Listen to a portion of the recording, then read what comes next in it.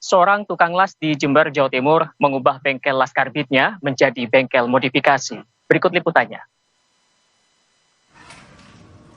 Adalah Erwin Eka Praditya, warga Desa Ajung, Kecamatan Ajung, Kabupaten Jember, yang sukses membuat bengkel motor custom. Bengkel miliknya ini dulu adalah bengkel Laskar Beat yang melayani pembuatan pagar dan pintu besi. Namun kini diubahnya menjadi bengkel motor custom. Erwin memproduksi motor custom secara otodidak. Ia belajar melalui YouTube dan beberapa teman yang berpengalaman di motor custom.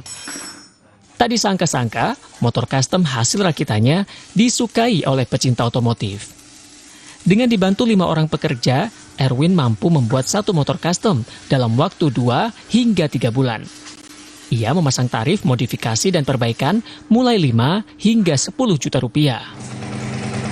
Erwin telah merakit puluhan motor custom dengan berbagai jenis seperti cafe racer, bobbler, chopper, scrambler, moped, dan tracker.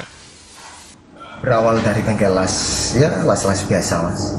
Terus saya melihat peluang di situ kok bagus ya. Saya rasa saya ingin terjun di situ.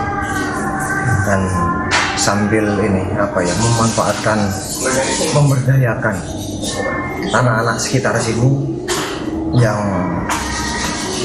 ada yang pengangguran, kita tarik di situ, kita bekali ilmu untuk masa depan mereka.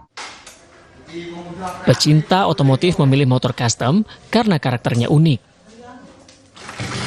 Motor custom saya sukai karena dia memiliki culture sendiri, identitas tersendiri.